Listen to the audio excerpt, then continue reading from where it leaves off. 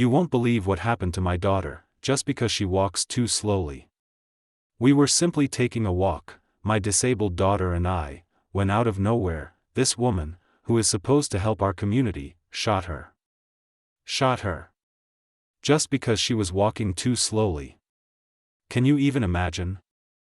A Karen, someone I never thought would do such a thing, had the audacity to pull a gun on my innocent daughter. But it doesn't end there. What happened next is something you won't believe. The truth that came out shocked everyone and changed everything. Stay with me as I tell you how this nightmare turned into a story of survival and justice you'll never forget. Hey, everyone! Before we dive into this shocking story, I want to hear from you. Where are you watching from today? Drop your city in the comments below. And if you're new to the channel, make sure to hit that subscribe button because you don't want to miss what happens next. Let me set the scene for you. It was just another normal day. My daughter and I were out for a walk, like we do every afternoon. You see, my daughter has a disability, so her movements are slower than most. She uses a cane to help with balance, and she's always been a trooper, never letting her disability define her. We were taking our time, just enjoying the fresh air. But little did we know, that peaceful moment would quickly turn into a nightmare. That's when we met her. Karen. The HOA Karen who thought she could control everyone in the neighborhood. She was always one of those people who thought her opinion mattered more than anyone else's, and on this day, she took it too far. She saw my daughter walking slowly, and instead of showing any empathy, she demanded that my daughter hurry up. You wouldn't believe the audacity. But that's not the worst part. What happened next is something no one could have predicted. Karen, in a moment of rage, did something that changed everything. What would you do if someone tried to hurt your child for something so trivial? Stay with me, because the truth that comes out of this story will leave you speechless. And make sure to keep watching until the end, because justice might not always be what you expect. The sun was hanging low in the sky, casting a warm glow across the quiet neighborhood. It was a typical Saturday afternoon, just another peaceful day in our suburban world. My daughter and I were out for one of our regular walks. We'd do this often. It was a slow, steady pace, but one that gave us both time to breathe and reflect. My daughter has cerebral palsy, a condition that affects her motor skills. It makes walking difficult for her, and she has to take her time with every step. She uses a cane, which helps her stay steady, but it's still hard. She's always been determined, though, never letting her disability define what she could or couldn't do. Every day, she pushes herself a little further, a little harder.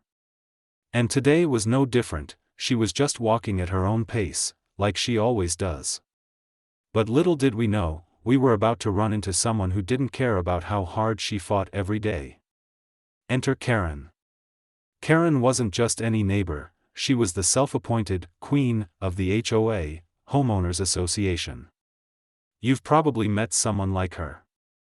The type who thinks they own the neighborhood, the type who believes they have the right to tell everyone else what to do.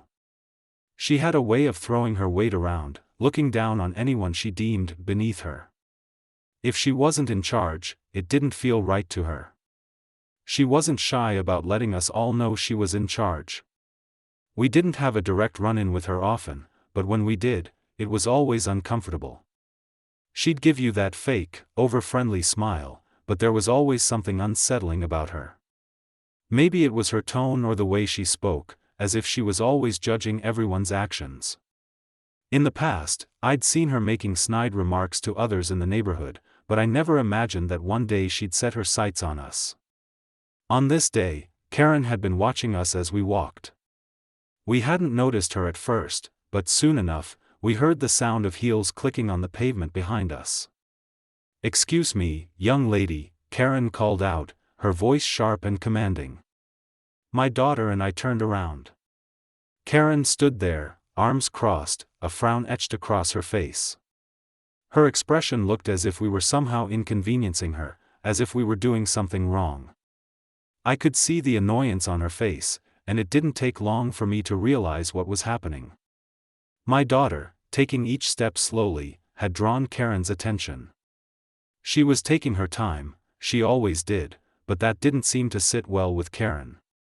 "Can you move a little faster? The sidewalk is for everyone, not just you two," Karen snapped, her voice dripping with entitlement. My heart sank. I could feel the tension building. My daughter, who already struggles to walk, was now the target of Karen's unreasonable demands. She looked up at me, unsure of how to respond, while I felt a deep rush of anger welling up inside me. "Karen, she's doing the best she can," I said, trying to keep my voice calm but firm. "She's disabled. She's not walking slowly on purpose." Karen's eyes narrowed, her judgmental gaze sharpening. "I don't care what her excuse is," she shot back, her tone cutting. "If she can't keep up, she should move aside. We have places to go." I could feel the blood rush to my face, a mix of frustration and helplessness filling me. My daughter was already struggling to move, and now Karen was giving her no empathy, just harsh, unnecessary criticism. I glanced down at my daughter, who had already begun to look down at the ground, trying to avoid making eye contact with Karen. The more I tried to calm the situation, the more Karen seemed to escalate. It felt like she wasn't listening, that she didn't care. I was used to people like her, people who thought they could impose their will on others because they had some sense of power. But this time, I wasn't going to back down. "Karen, enough," I said, stepping forward. "You don't have the right to talk to her like that. She's just trying to get through the day, the same as everyone else." Karen scoffed. "Well, maybe she should think about how she's affecting others." Her voice dripped with superiority, and I could see she wasn't backing down. And just like that, the tension in the air thickened.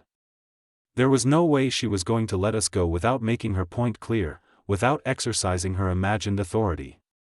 I felt that knot of frustration in my stomach tighten, but I kept my focus on my daughter, who was still trying to make it down the sidewalk, ignoring Karen as best as she could.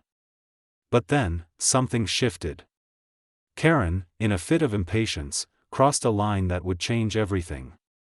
The way she moved, quickly, deliberately, caught me off guard. What happened next, I never saw coming. The sun had begun to dip behind the horizon, casting a warm golden light that felt almost serene. But there was nothing serene about what was happening between Karen and me. The atmosphere was charged, like a storm was brewing, and I could feel my blood start to boil as her words sliced through the air. "Come on, hurry up." Karen's voice rang out, sharp and unyielding, as she marched up to us. She was standing only a few feet away now, blocking the sidewalk as she towered over my daughter, who had stopped in her tracks, trying to catch her breath. My daughter looked at me, her expression a mix of confusion and discomfort. She was moving as quickly as she could, but Karen seemed determined to make her feel like it wasn't enough. I said, "Hurry up."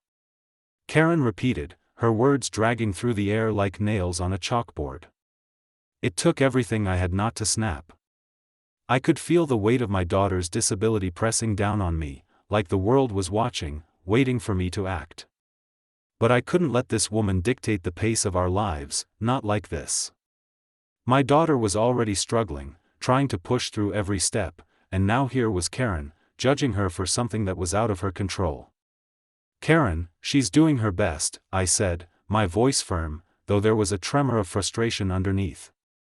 "She's not walking slowly on purpose."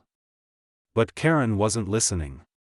She was too busy with her own sense of superiority, and I could see the impatience growing in her eyes.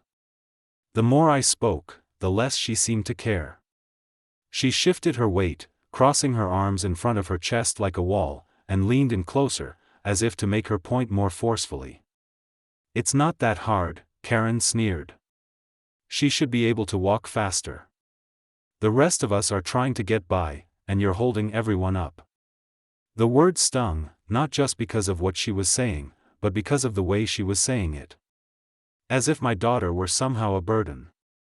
As if her disability wasn't valid. As if she were something less than human because she couldn't keep pace with someone who didn't have to struggle with every step. I felt my pulse quicken as Karen continued, her voice now dripping with condescension. You know, I do have a busy day ahead, and I don't have time to wait around for people who can't manage to keep up. Her eyes flicked to my daughter, her gaze lingering with disdain. Maybe you should just move over and let others pass. It's not that hard. I couldn't believe what I was hearing. The audacity. The sheer entitlement. My daughter, who had fought for every step she took, was being berated by this woman, who clearly had no compassion for what she was going through. My daughter was trying her hardest, but to Karen, it was never enough. Karen, I said, my voice rising with the surge of frustration, you don't know what she's going through. You don't get to treat her like this. But Karen wasn't finished. She wasn't backing down. In fact, the more I spoke, the angrier she seemed to get, as if my words were just a challenge to her authority. You should be ashamed of yourself, Karen shot back, her words dripping with venom. Why can't you just make her move faster? She's holding everyone else up, and that's not fair. You should teach her some discipline. I could feel the blood rush to my face as I took a step forward, not in fear, but in anger. Discipline? I echoed, my voice rising. She's not lazy. She's disabled. You have no idea what it's like to walk in her shoes, literally. Karen's expression hardened, her eyes narrowing. She wasn't going to listen. She didn't care about understanding. She cared about being right. At that moment, I realized that this wasn't just a small disagreement. This was something bigger, something more dangerous. Karen wasn't interested in hearing the truth. She wasn't concerned with my daughter's struggles or limitations. She was more interested in enforcing her own sense of superiority. And my daughter, who had already been fighting against her own body all day, was caught in the crossfire. My heart ached for her. She was trying so hard to keep her composure, to keep moving forward, but I could see the toll it was taking on her. The frustration in her eyes was palpable, the effort to remain calm slowly slipping away as Karen's relentless demands pushed her further and further into distress. Just move, Karen said, her voice now tinged with a cruel edge. I've had enough of this. You're holding up everyone. I felt my chest tighten as I looked at my daughter. I wanted to protect her, to make this woman understand, but I knew it wouldn't matter. Karen had already made up her mind. She wasn't interested in any explanation or empathy. But I couldn't back down, not now. This is enough, I said, my voice trembling with a mix of anger and helplessness. You have no right to treat her like this. She is a person, my daughter, and she deserves respect, not your judgment. The words barely left my mouth before Karen sneered at me. You think I care about your daughter, she spat. She's nothing but an inconvenience to the rest of us. It was as if a switch had been flipped. I could see the impatience in Karen's eyes, the growing frustration. The more we argued, the more she seemed to grow angrier, and I realized something. She wasn't just upset with my daughter's pace, she was angry at us, at the fact that we were standing in her way, disrupting her perfect little world. I took a step back, my hands clenched in fists. I could feel the helplessness welling up inside me. Karen wasn't going to change. She wasn't going to listen. And all I could do was stand there, trying to protect my daughter from this woman who couldn't see past her own arrogance. But what happened next was something I never could have predicted. Something that would change everything. The tension in the air was thick, oppressive, like a storm was about to break. Karen's face was twisted with anger, her eyes narrow slits of contempt as she glared at my daughter, her words cutting deeper with every passing second. I had never seen her like this before, her usual condescending demeanor had turned into something more dangerous, something more lethal. You think you can get away with this? Karen hissed, her voice almost a growl now. You think you can just waste everyone's time? You're not even trying to move faster. My heart raced in my chest, and I could feel my breath quicken.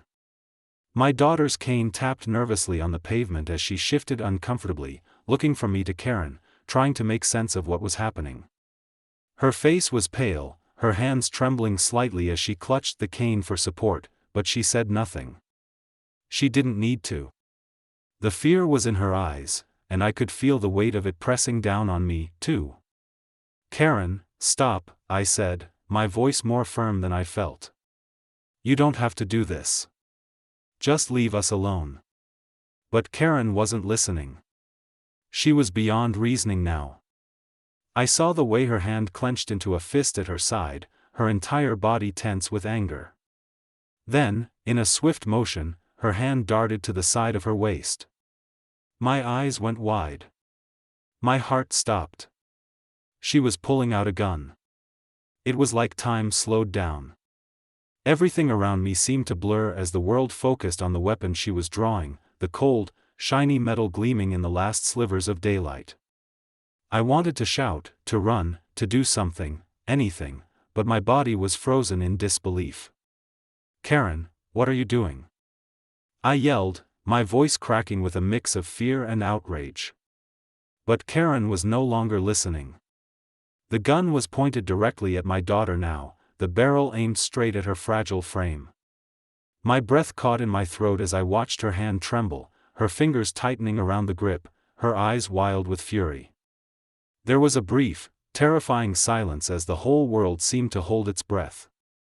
And then, without a word, Karen pulled the trigger.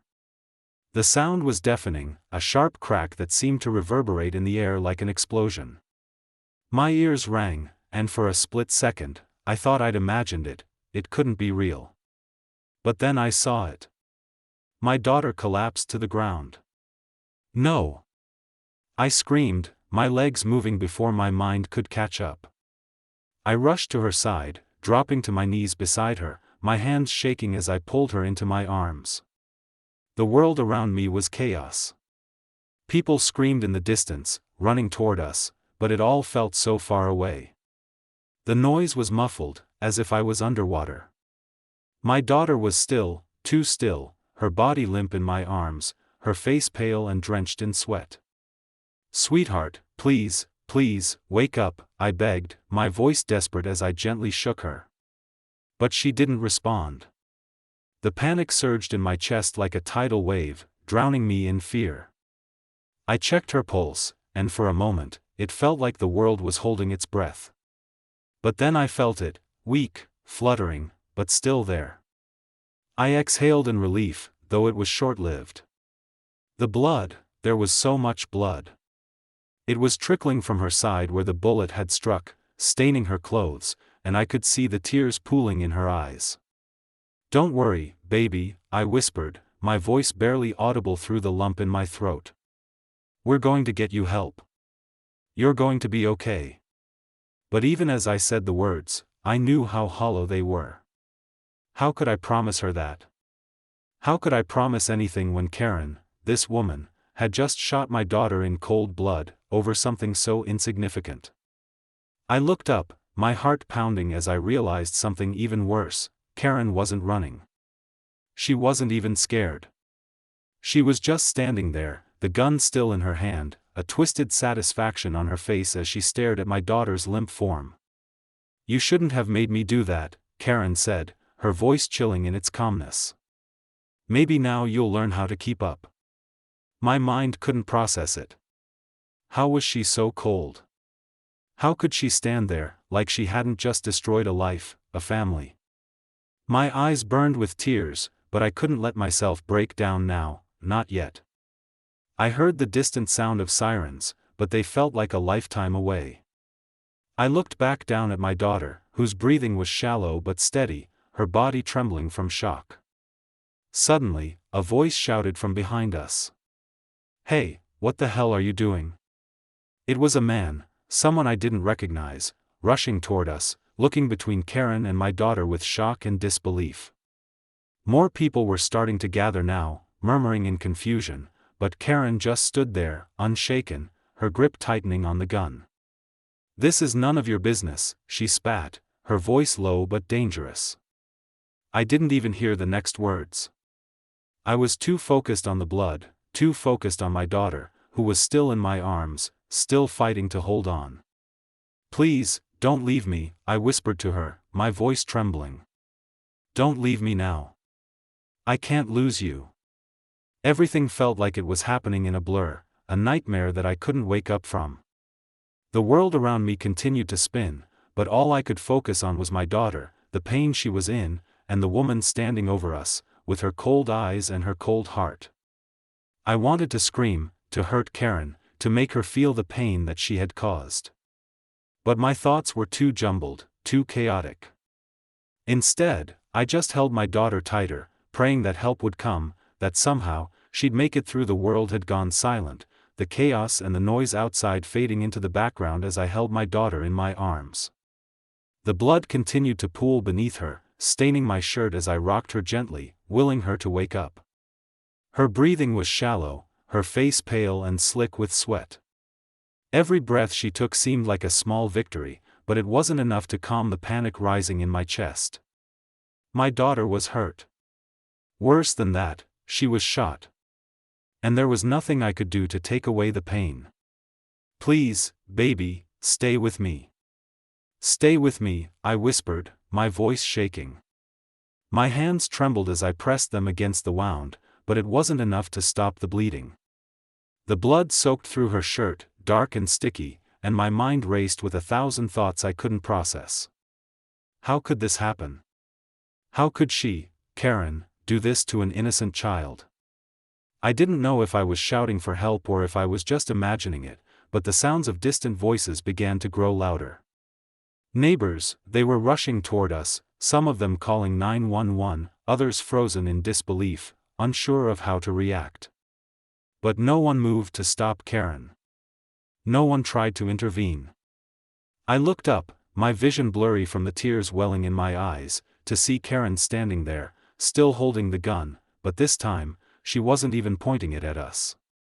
She was just staring at my daughter, my baby, with no remorse, like she was watching an ant squirm beneath her heel. One of the neighbors, a man I'd seen around but never really spoken to, stepped forward, his voice cracking as he approached Karen. "What the hell is wrong with you?" he yelled, his hands shaking. "You shot her. What did you think you were doing?" But Karen didn't flinch. She didn't even respond.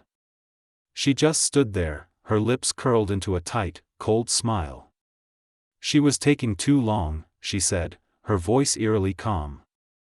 I had no choice. I could feel the anger rising in me, but my focus snapped back to my daughter as she stirred in my arms. "Mom," she whispered, her voice barely audible, a tremble in every word. My heart shattered. "Shoo, baby, don't talk," I said quickly, trying to stop the tears that now freely fell from my eyes. "We're getting you help. Stay with me, okay? Stay with me." The man who had shouted at Karen rushed toward me, his eyes wide with panic. "I've called an ambulance. It's on the way," he said, kneeling beside us. His hands moved to help, but I was already doing everything I could. My daughter's blood was soaking my clothes, and the weight of what was happening pressed down on me with every breath. "Please, don't let her die," I thought, desperately. "Please, just don't take her from me." In the background, the voices of other neighbors blended into one chaotic hum. Someone was shouting at Karen, demanding she drop the weapon. Others were on the phone, some crying, some in disbelief. But none of them had moved to physically stop her. It was like everyone was paralyzed by the horror of what had just unfolded. I couldn't understand it. Why hadn't anyone done something sooner? Where was the help? Why was Karen still standing there, unfazed, her gun still clenched in her hand as if this were all just a game to her? "Ma'am," the neighbor beside me said urgently, "we need to stop the bleeding. You need to put pressure on the wound." I nodded, my hands shaking as I tried to apply more pressure, but it didn't feel like enough.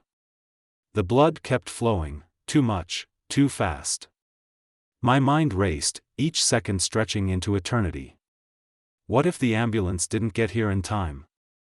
What if I lost her? I couldn't lose her. Not like this. Not because of some senseless act. I pressed my forehead against her damp hair, trying to steady myself. Please, hold on, sweetheart. I need you to stay with me. Just a little longer. The ambulance is coming. You'll be okay, but even as I said it, the doubt crept in. The fear that this moment might be the last time I ever held her. I looked back at Karen. She hadn't moved. She wasn't even looking at us anymore. Her gaze had shifted to the horizon, as though she had already dismissed the entire situation as if it were something insignificant. The woman who had shot my daughter, who had just shot an innocent child, was standing there like nothing had happened. Like it was all just some small, inconsequential incident that had no lasting impact on anyone, least of all her. I wanted to scream. I wanted to grab her and shake her until she understood the weight of what she had done. But my daughter needed me more than that. I couldn't waste my energy on Karen. I couldn't give her the satisfaction of seeing my anger. I had to focus on getting my daughter the help she needed, on keeping her alive. Everything else was secondary. Please, please just stay awake, I whispered to my daughter again, my voice hoarse and cracked. I didn't know how much time had passed. Minutes? Hours? It felt like an eternity, but finally, I heard the sound of sirens in the distance.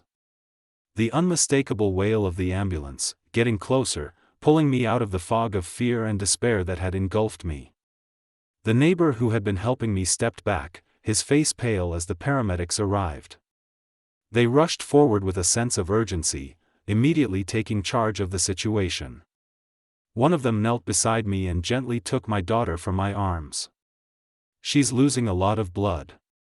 We need to get her to the hospital now, the paramedic said, his voice calm but insistent. I nodded, unable to say anything more. All I could do was watch as they carefully lifted her onto the stretcher, her body limp and unresponsive. They quickly loaded her into the ambulance, and I followed, my heart in my throat. As the ambulance doors slammed shut and the vehicle sped away, I stood there, frozen in place. Karen was still there. Still standing by the sidewalk, staring at the ground, as if she hadn't just shattered my life.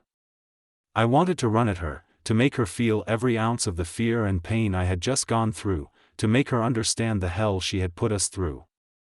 But I didn't. I couldn't. There was no point in giving her any more of my time, any more of my anger. All that mattered now was my daughter. I turned and walked toward my car, numb to everything else. The world around me continued on, oblivious to what had just transpired, but I couldn't shake the feeling that something inside me had broken. This wasn't over.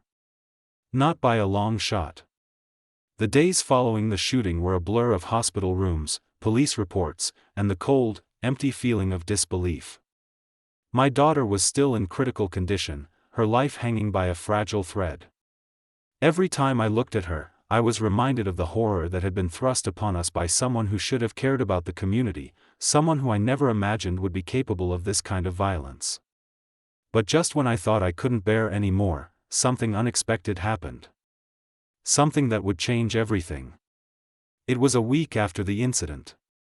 My daughter was stable, but her recovery was still uncertain. The physical wounds were the least of what we had to face, there were the psychological scars, the trauma, the fear that would follow her for the rest of her life. The police investigation had started, but it felt like they were moving too slowly. Karen was still out there, free, walking around like nothing had happened. No charges had been filed. No arrest had been made. And I couldn't shake the feeling that something was off. Then, I got a call. It came from a number I didn't recognize. At first, I hesitated, unsure of whether I wanted to deal with anything more, but something told me to pick up. Hello? I said, my voice shaky. Is this your name? A man's voice asked. He sounded like he was trying to be calm, but I could hear the tension in his tone. Yes, it is, I replied. Who is this? My name's Mark. I was there, the day of the shooting. I saw everything. My heart stopped. I had never seen this man before, but the words felt like a jolt of electricity. Someone had seen what happened. Someone who wasn't a neighbor or a bystander. What do you mean, you saw everything? I asked, my voice barely above a whisper. I saw Karen, Mark said, his voice low. I saw her pull the gun. I saw what she did. It took me a moment to process what he was saying. A witness? Someone who had actually seen Karen pull the trigger, who had seen her cold, calculated actions? I was flooded with both hope and dread. This could be the breakthrough we needed, the evidence that could make all the difference. Are you sure? I asked, the words coming out in a rush. Are you sure it was her? I'm sure, Mark said firmly. I've been terrified to come forward, but after what happened, I can't stay silent anymore. She needs to pay for what she did. I felt a mix of relief and fury rise in my chest. Relief that we finally had someone who could testify, who could corroborate our side of the story. But fury at the fact that Karen had been able to walk away free for so long, unscathed, unpunished. Where are you? Can we meet? I asked, feeling like a weight had been lifted from my shoulders. I'll come to you, Mark replied. I'll bring the proof. I'll explain everything. The meeting was arranged for later that afternoon. I didn't know what to expect, but I knew this was our chance to get the justice my daughter so desperately needed. When Mark arrived, he was nervous, his hands twitching as he clutched a manila folder. He didn't look like someone who had just come from making a bold decision, he looked like someone who had been carrying a burden for far too long. I have something you need to see, Mark said as he handed me the folder. I could barely hold back my anticipation as I opened it. Inside were photos. Photos of Karen, the gun clearly visible in her hand, aimed directly at my daughter. I stared at the images, stunned. There was no question now. The proof was irrefutable. This wasn't just someone making a claim, this was evidence. Mark continued, his voice growing more confident as he spoke. I wasn't the only one who saw it. After I saw what happened, I couldn't just walk away. I took the photos, and I recorded some video on my phone. I knew this was bigger than just a simple argument. I knew she needed to be stopped. I looked down at the phone screen Mark handed me. The video was shaky, but it captured Karen in all her anger, pulling the gun from her waist and aiming it at my daughter. It was clear, there was no mistaking her actions. And in the background, you could hear my daughter's terrified voice, pleading for her life. It was gut-wrenching, but it was also everything we needed. This is the moment, Mark said, his eyes meeting mine. This is the truth. I don't want to be part of hiding this anymore. She's dangerous. She can't just get away with this. I thanked Mark, but there was so much I still had to process. The truth was finally out, but what did it mean? Would the police act on this new evidence? Would Karen finally face justice for what she'd done? It wasn't just the police who needed to know. It was everyone. I called the media. I knew it was risky, but I couldn't let this slide anymore. The public needed to know who Karen really was, what she had done, and how she had gotten away with it for so long. The more people who knew, the harder it would be for anyone to ignore the truth. As the story hit the news, the community's reaction was overwhelming. Neighbors who had once remained silent were now coming forward, sharing their own stories of Karen's entitlement and her abusive behavior. Some revealed that they had seen her mistreating others, showing a pattern of arrogance and cruelty that made it clear this was not an isolated incident. The outrage was palpable. People began rallying behind us, offering support, donating to medical bills, and standing with us in the fight for justice. It wasn't just about my daughter anymore. It was about making sure Karen would never hurt anyone again. The community that had once been silent was now a loud, powerful voice for change. The police had no choice but to act. With the new evidence in hand, Karen was arrested. The charges were clear: assault with a deadly weapon, attempted murder, and several other counts related to the incident. And finally, the justice we had been fighting for was within our reach. The trial was a turning point in this long, painful journey. It had been weeks since Karen's arrest, and while we were relieved that she was finally being held accountable, the waiting game was far from over. The courtroom, like everything else in this ordeal, was a stark reminder of how one moment could change the course of an entire life. I had spent sleepless nights trying to prepare myself for what would come next, but nothing could have fully prepared me for the weight of what it meant to see Karen face justice for what she had done. The first few days of the trial were a blur. I sat in the back, watching every move the defense team made, trying to pick apart every word they said in their attempt to defend her. Karen sat in the defendant's chair, her face a mask of indifference, as if the charges against her were merely an inconvenience. She had the audacity to look calm, as if the shooting had been a mere accident, as if what she had done hadn't shattered the lives of so many people. It made my stomach churn, but I held my ground. I wasn't there to let her get away with anything. I was there for my daughter, for the justice she deserved. The prosecutor laid out the evidence clearly. There were the photos and videos that Mark had captured, irrefutable proof of Karen's deliberate actions.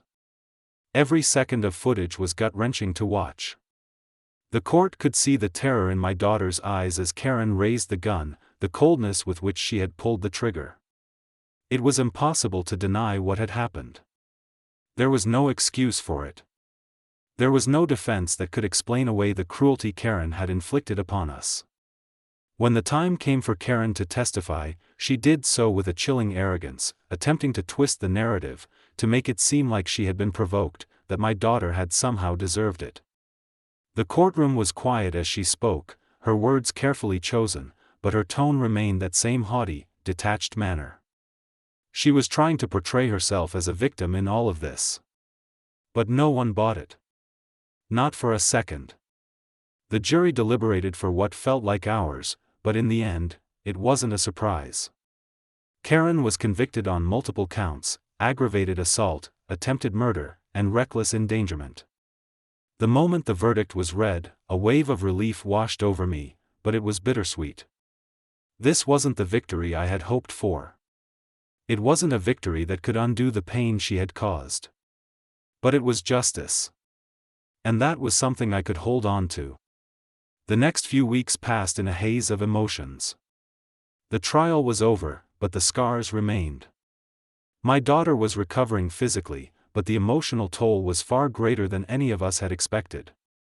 There were days when she would wake up in the middle of the night, trembling from nightmares, her heart racing as if the events of that day had happened all over again. It broke my heart to see her suffer like that. But slowly, very slowly, we began to rebuild. The hospital visits turned into therapy sessions. My daughter worked with counselors, learning how to process the trauma, to find ways to cope with the fear that had settled so deeply in her soul. There were times when she would shut herself off from the world, unable to speak, unable to explain the depth of what she was feeling. But with time, with support from her family and the professionals around her, she began to open up. We made a pact, the two of us: we would fight this together. We would take it one day at a time, and we would not let Karen win. Her actions had stolen our peace, but they would not steal our strength. My daughter had proven more resilient than I ever thought possible. Through all the pain, the fear, and the darkness, she kept going. And that became our greatest strength, her determination to heal, to move forward, and to find joy in life again. The legal battles weren't over yet. Karen's sentencing was next.